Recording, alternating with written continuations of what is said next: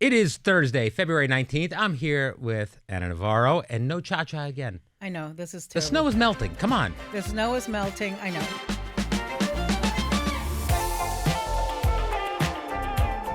Listen, she hadn't been groomed in about 3 weeks, and she usually gets groomed every week. And I couldn't see her eyes anymore. And the only appointment I could get, because my usual groomer, I think, has been deported. She's disappeared. It was on Wednesday, so I couldn't bring Cha-Cha. I shouldn't laugh. Well, here's the thing. I don't want to get too technical about this, but your numbers have dropped a little bit without Cha-Cha. And I think that she's a big part of why the Anna Navarro podcast performs so well. So I'm thinking, much in the spirit of what we're doing here at The View, we get a guest host dog. I think we get a guest dog for the days you can't get here. If we can work on that. No, because I've seen the dogs that everybody else has. Yeah. Sunny has horses She has that Marmaduke. drool. Yeah. Joy's dog is ornery as hell. Yes. Joy's dog takes his name, Bernie, inspired by Bernie Sanders. Yes. Literally. Yes. He is Bernie Sanders. Named by me. I just want to point that out. So I came up with that. no. You know what, though? I do have a pillow that looks like Cha-Cha that somebody gave me. We can try that. So I'm going to bring the pillow. Otherwise, I'm going to rent the retriever and just have it up there on the table, and we'll go from there. All right, let's start with some news from across the pond. This is what we started the show on today. The former Prince Andrew was arrested on Thursday on suspicion of misconduct in public office. His arrest follows the emergence of documents detailing communication between Andrew and Jeffrey Epstein. He has repeatedly denied any wrongdoing. What is your reaction to this? This is not related to the sexual misconduct. This is actually inappropriate, classified type material. Well, this is because first when I woke up, I was like, holy moly. Because when I woke up and I looked at Instagram, the first thing that came out was a statement from Prince Charles saying, let the law run its course and everybody is subject to the law. And I was like, holy moly. It gave me a sense of satisfaction for the survivors, because I've got to feel that there's just this lack of closure and this sense that this government, our government here, continues failing them. And so it's good to see that at least somewhere in the world there's accountability. People that are being held accountable. And, you know, here in the United States, we like to tell ourselves, and we tout it all the time, nobody is above the law. Everybody is equal under the eyes of the law. That is false. The Epstein case has proven that to be false. Epstein was not treated equally under the law. If that had been some poor Latin guy, he had been in jail the first time for the rest of his life because it was a rich guy who was highly connected and could hire all of these fancy lawyers. He went off and had a sweetheart deal that then enabled him to come out and victimize hundreds of more girls for another decade. So it made me feel good. I'll tell you who I thought about immediately was Virginia Giuffre. What's her last name? Giuffre, I can never say it right. Giuffre. It made me think about her, who passed away, but her siblings are there because, you know, one of the pictures that's just so shocking is of Andrew with her when she was a minor. So I thought about her immediately. And it made me feel that much more ashamed for the way the U.S. government has failed these Epstein survivors and victims for decades and for 4 administrations over. It's not just Trump. It was before him, it was Biden. Before him, it was Obama. And before him, it was George W. Bush. It was under George W. Bush where he got the sweetheart deal from Alex Acosta. I'm pissed as hell at Merrick Garland. I think that guy was thinking about nothing but his own reputation and didn't want anything he did to look political. So he didn't do anything. And he could have. And to tell you the truth, I don't think I knew when Biden was president, I don't think I knew that there was this amount of information and that the Justice Department was sitting on millions and millions and millions of files. And had I known, I would have been on the phone with that administration, the people I knew, they're bitching about this, you know, on a weekly basis. And I give credit to MAGA. I give credit to the blogosphere and the podcast sphere of MAGA that never let go of this issue. They made it a political issue during the campaign, yes, thinking that it would hurt Democrats. But even after the campaign, when Trump won, they didn't let it go. It was because of people like Marjorie Taylor Greene and Nancy Mace, Republicans who had voted with Trump on most things, but stood up to him and did not allow him to intimidate them into not voting for the order by Congress to release the files that we have learned what we have learned. I think it is shameful, disgusting, unacceptable. I mean, it makes me so indignant when I think of that image of Pam Bondi not even turning around to acknowledge the Epstein survivors who were sitting at her hearing the other day in front of Congress. It enrages me that the DOJ has not contacted any of these survivors to hear directly from me.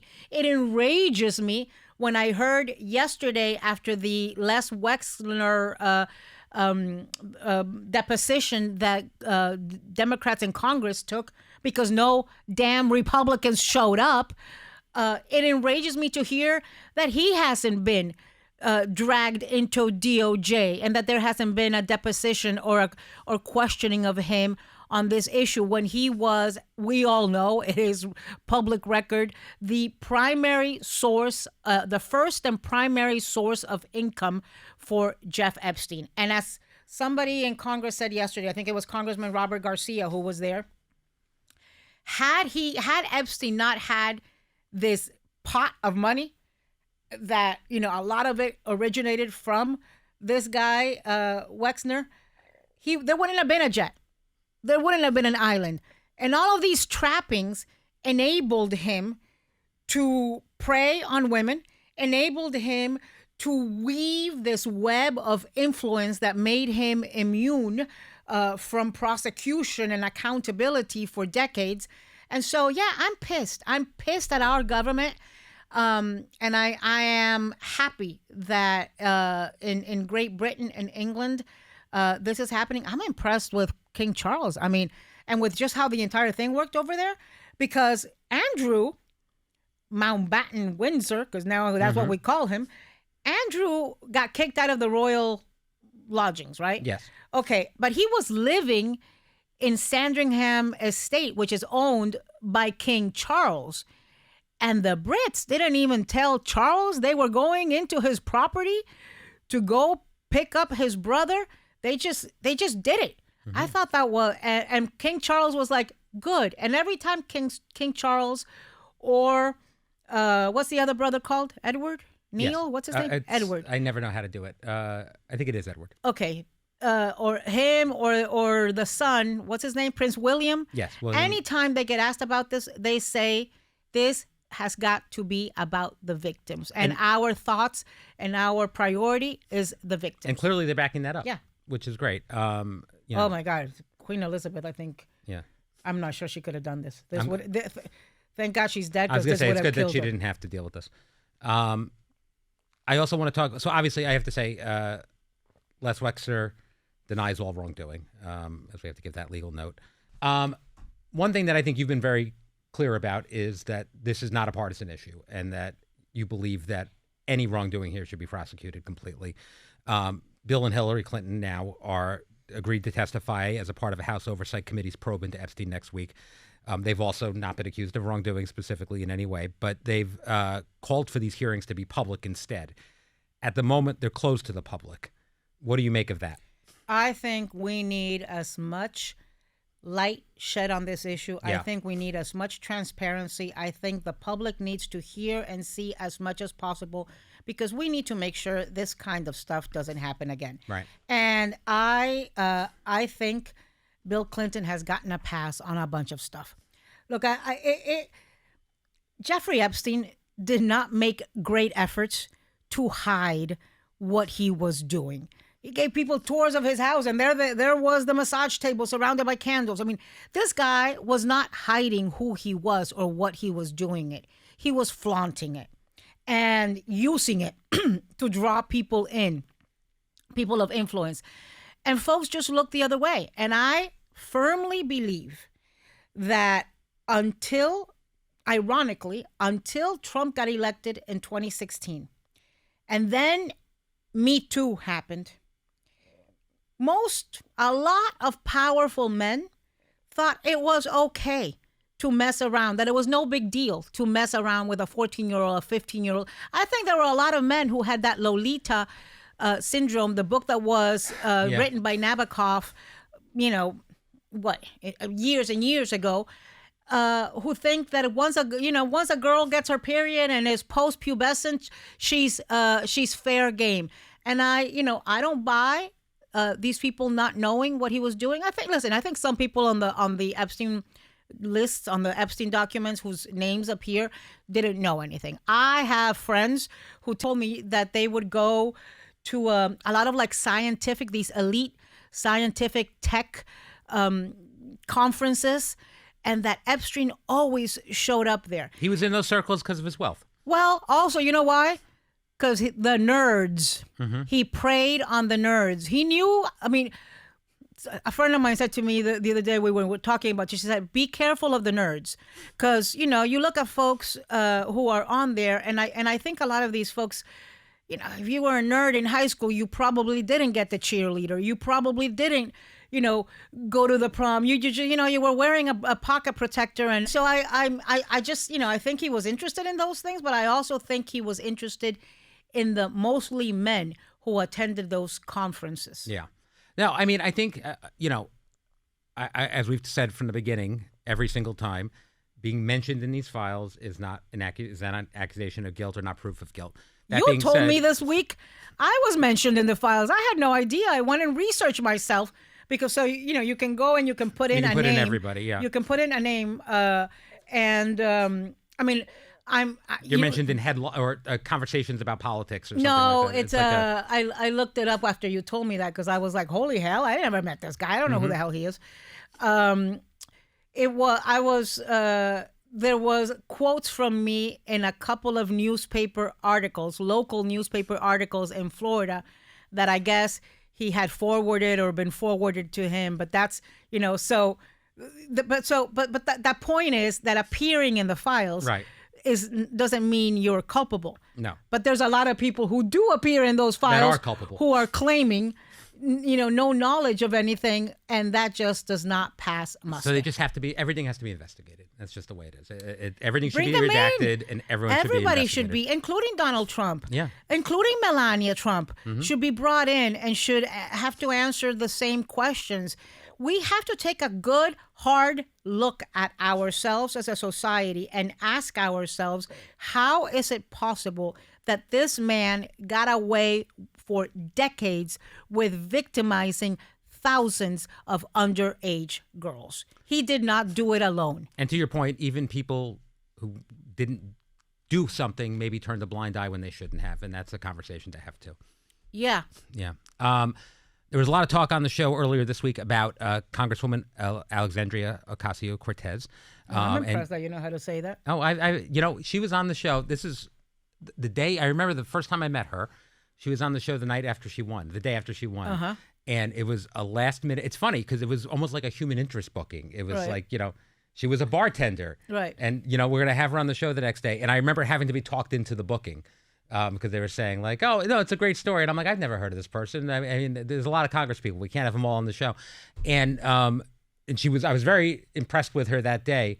But, I had no idea how important she'd become to the Democratic Party and to politics in general. It's really interesting. But her appearance at the Munich Security Conference, which drew mixed reaction from both sides of the aisle because she kind of flubbed her words a little bit, which, as we all know, happens from time to time with many people. But this was a little strange. Let's listen. Would and should the U.S. actually commit U.S. troops to defend Taiwan if China were to move?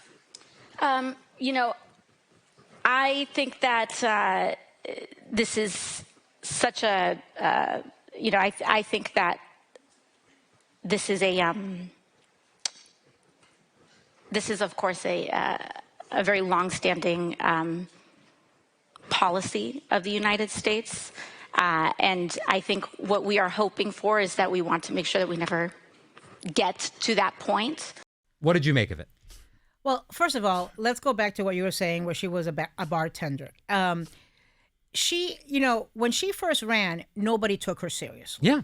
And she was taking on a Joe Crowley, who had been in office forever and ever, who was a member of Nancy Pelosi's leadership team. So he was one of the sacred cows that nobody thought could be brought down. And Alexandria Ocasio-Cortez, who was a very young woman at the time, with no political experience, no money, no name recognition, went out and hit the pavement. And she campaigned hard as hell. Joe Crowley thought he could sit on his laurels, and he did. And right now he's sitting in a lobbying shop in Washington, D.C. because he lost his seat in Congress. So that in itself, to me, is impressive about her. I don't agree with a lot of her politics, but I think she's been very eloquent in representing her district and her community, where the things that matter are affordability. She talks about those economic issues with a lot of authority, and I think she represents the people that voted her in. She is not a foreign policy expert, and I think that was completely in evidence at the Munich Security Conference.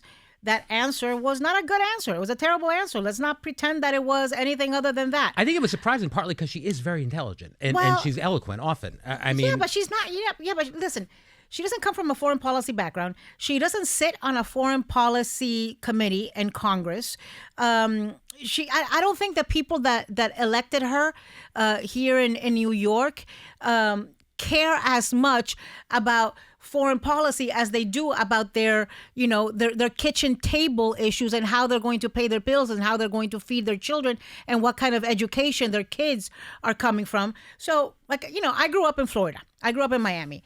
There, foreign policy with Latin America is our daily bread. You cannot get elected to Congress if you can't answer questions about Cuba, about Nicaragua, about Venezuela, about things that are happening in the Western Hemisphere. I don't think it's the same in every congressional district. There's different priorities. I think she did a pretty bad job answering that question, but I give her points for going outside her comfort zone. I give her points for showing up at a place where the elite of foreign policy and security show up every year and having the guts to sit down for unscripted questions. And yeah, look, so the right is criticizing her and raking her over the coals about it. I think she didn't do a good job. But these are the same people who vote for Donald Trump, who even when he is scripted, even when he is reading off a teleprompter, doesn't know the difference between South Africa and South America, doesn't know the difference between Namibia, he calls it Nambia. He doesn't, we could fill up an entire 1 hour show with Donald Trump flubs on when it comes to foreign policy. Do you remember when George W. Bush was running for president and he got asked about that general who ran Pakistan? I think his name was Musharraf, and he couldn't remember the guy's name. Find the video because it's so funny. I've seen it. And the guy kept saying to him, the interviewer kept saying, "Yeah, but what's the general's name? What's the name of the leader of Pakistan? General. But what's his name? General. Yeah, but what are you going to call him? General. Yeah. So guess what? I will forgive it and give the benefit of the doubt to one of 435 Congress people, particularly one that's not. And in a foreign policy role in Congress, the president of the United States does not get do-overs and does not get to be stupid. I suspect she won't make that mistake again. She'll be prepared for that type of question next time. And I think she needs to, if she has aspirations for higher office. Yeah, which do you believe she does? She denied that's why she was there, but it does seem like getting more foreign policy experience would be something that you'd be looking to do. Getting more foreign policy experience is something she should do even if she stays in Congress, because the bottom line is, even though she's not in any of those committees, she does vote on issues that affect and impact foreign policy. And I assure you that a lot of people in Congress wouldn't be able to answer a lot of things that they could get asked at the Munich Security Conference or, hell, even at the View table. Sure. All right. Speaking of flubs, yesterday Trump hosted a Black History Month reception, and among them, he was trying to remember which Caribbean country that Bahamas, Bermuda, it's all the same. Who cares? Herschel Walker was the ambassador too. But he name-checked prominent black Americans who support him, like Mike Tyson, Nicki Minaj, Lawrence Taylor. What did you think of this? It gave me, I thought it gave off the, some of my best friends are black energy. Some of my best friends are Latino. Some of my best friends are Jewish. I can't be anti-Semitic. I can't be racist. If you noticed, everybody he name-checked was a celebrity. Yeah. Or is a celebrity. And so I think he is a racist, es un racista, as I have said over and over again. That being said, I think he has got an exemption of racism for celebrities and rich people. So I would like to know what average person in his life is close to him that is black or that is Latino, somebody that is not a celebrity. And it's something that I think he can't come up with a name. And look, in the same way that I told you we could fill up an hour with flubs that he's made on foreign policy, we could fill up an hour. We can talk about him demanding the death penalty for the then Central Park Five, now the exonerated Five, something for which he has never apologized. During the entire campaign, what was the first thing he said when he came off that escalator? He said that Mexicans were criminals and rapists. He's called them bad hombres. He says that Haitians eat cats and dogs. He goes after all of Somalis, attacks Ilhan Omar, viciously over and over again. He posts this stupid video of the Obamas depicted as apes. This week, Jesse Jackson died.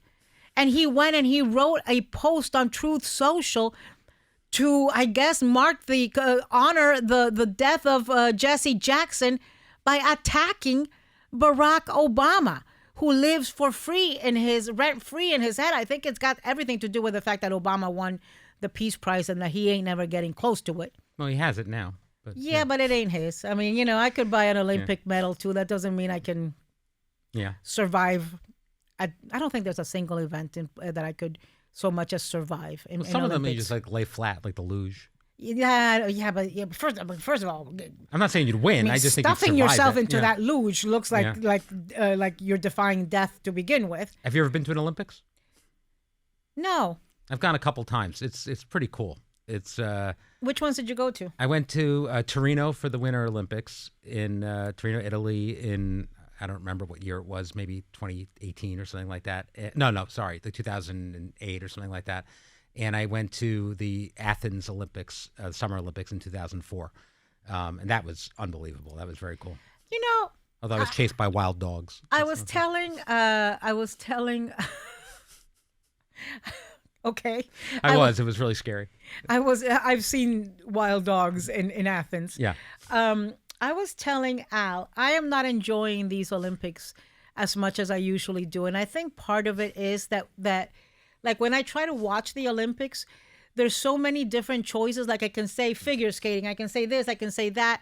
And it's streaming, so I'm seeing it after the fact. And I know there's you like huge... one channel and just be shown what you're supposed to be shown? I liked it and I know this is so old school and it's never going to happen again. I liked it when the entire country was watching the Olympic figure skating or the Olympics all at once, and we were all cheering all at once, and we were all hanging on our, biting our nails, waiting for the result. Now, okay, by the time I see the quad god, I know he screwed up and he lost. Because you got an alert on your phone, or I know the whole thing. I know what happened. I know, and I've got too many choices.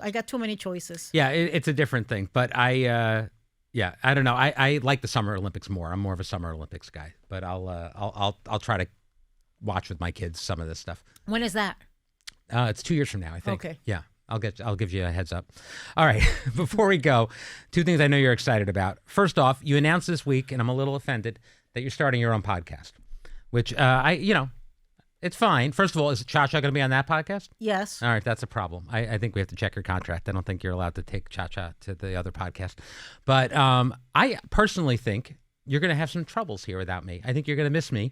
And I think you need a cardboard cutout of me just sitting across from you to give you something, or just like have like a stand-in guy yawn occasionally, because otherwise you're just going to be talking straight for 20 minutes. How's Do this we going to work? have one of those big heads that that your father said was a perfect fit for your my ego? own head? Yeah. You know what? I do miss you, and Yes. and I have a new appreciation for how hard it is to put a podcast together, to think up of, because as a contributor on CNN or a host here on The View, I don't solely pick the topics, and there's always people carrying some of the weight. This is hard. It is hard to come up with the topics. It is hard to think of what people are going to be interested in.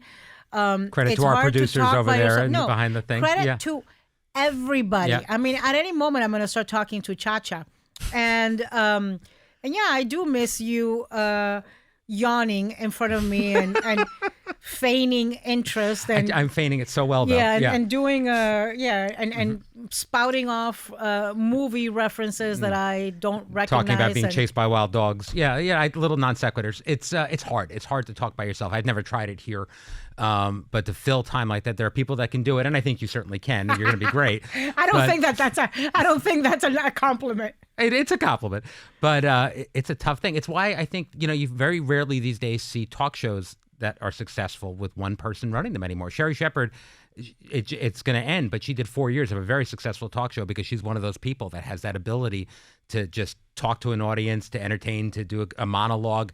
It's hard to hold an audience by yourself, especially in a world like this where there's so many different options. And Yeah. things. But you'll be great, of course. And to be clear, you're still going to be on our podcast every week. Yes. And you're going to you're going to save all the good stuff for our podcast. And then you're going to do it.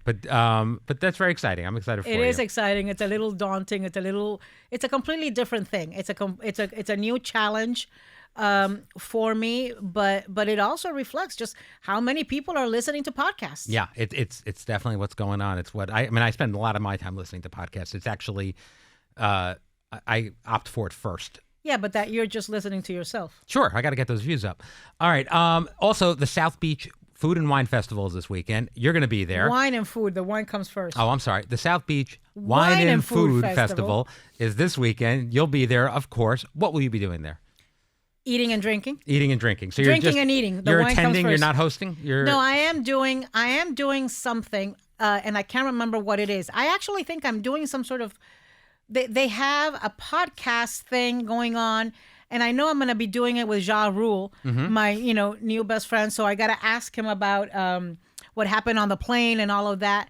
I'm not quite sure what I'm doing, but I'm doing something Saturday morning. I know where I have to be and when I have to be for what. I'm a little fuzzy on.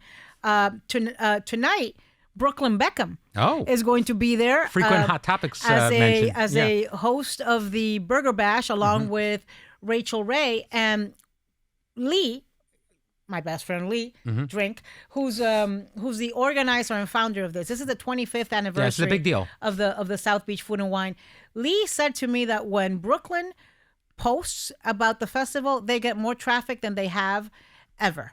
Must be nice to be last name Beckham. Yeah, well, it depends. But so he's gonna be there. Martha Stewart. I know I'm doing a dinner with her on Saturday night. Some of the best chefs in the country and the world are coming, and it's a big deal, and it's something I'm really proud of Lee for, because it's something that it's an idea that occurred to him after he went to the Aspen Food Festival, and thought to himself, wait, we should have a food festival in Miami in February when everybody else is freezing on the sand. And, it's kind of like build it and they will come. Right. And the first year it was just a couple hundred people. And there's so many, like I was having lunch with him the other day. We were laughing at things that have happened. Like I remember one time, Paula Deen, before the whole Paula Deen scandal happened, she was at the festival and she was doing a food demo on the beach in front of hundreds of people. And, she had the mic and she was cooking and doing the thing.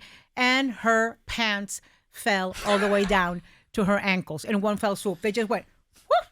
That's not and good. they were around her ankles. Well, no, because she's a Southern woman, so of course she was fully spanked. Oh, of course, yes, from she head had- to toe. yeah. So I'm like, Several layers. No, Yeah. listen, if this had happened to a Latina, you would have seen all her ass. But this happened to, Paula Deen. Right. You didn't see anything. But, and she was such a pro. I remember her saying, "Oh my God, y'all, my britches just fell." I was gonna say britches, bloomers. Yeah. Because she had the microphone pack. Oh, that and went- the pants were like these linen They're elastic heavy, things. yeah. And the thing just went, and Oh my she gosh. just stopped cooking, picked up her pants, Kept cooking. and kept cooking. That's amazing. Yeah, those are. I mean, I can tell you 100 different stories, but that's just one. All right. Well, if you're able to go check it out, I recommend it. I think there's still some tickets, and it's raised, and the money goes for charity. It goes. Excellent. It funds hospitality scholarships at Florida International University. So Lee not only has brought the best festival there is in Miami the entire year, but he's also raised tens and tens of millions of dollars that are enabling students to go into the hospitality industry. That's amazing. Yeah. Lee also charitably got me a reservation at a really hard to get into restaurant. So My God, that's insane. I'm so excited about this. Your thing on that is I am so excited about this. Psychological. Yeah. I feel like I need to take you to see a. I've never had this kind of need to go to some restaurant. it's supposed to be Maybe it's because I incredible. can get into any restaurant. That's exactly what it is. Fort Charles prime rib. I'm very excited How about this. obnoxious am I? You know what? I'm just. There's just nothing I am willing to make a line for or, Yes, I know. wait for. So, like if I lived in communist Cuba, I'd be 92 pounds. Well, the Red Sea parts for Anna Navarro. I mean, that's why this thing. You don't have to worry about these things. It's different for us yeah, civilians. but even before, I mean, there's, Yeah.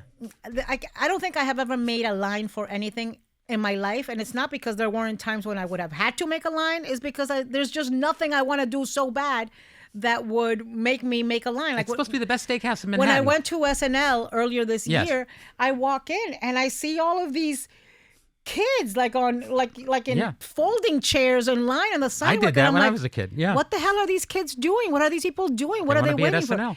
They were waiting for people to not show up. Standby And then tickets. they were. I That did is that. insane I to did that, me. yeah. On a sidewalk in New York. I mean, the filth is just the possibility of getting mugged. No. Nah, in Rockefeller Center, you're going to be fine. I've got a good story about that I'll tell you when we're done about Okay. me doing that. All right. Thank you for joining me today, Anna Navarro. That's it for Behind the Table this week. Next week, Chacha's coming. Next week, Chacha's coming. We have an all-new View tomorrow with our guest co-host, Savannah Chrisley. One more day. And a great guest, Jennifer Garner's here, which is fantastic. We'll see you next week. Behind the Table is executive produced by Brian Teta. Supervising producers are Nathan Getty and Summer Shea. Associate producers are Emily Darcy and Katerina Alexopoulos. And our editor is Brian Davis. And director of publicity is Laurie Hogan. From ABC Audio, Trevor Hastings serves as senior producer, with director of podcast programming Josh Cohen.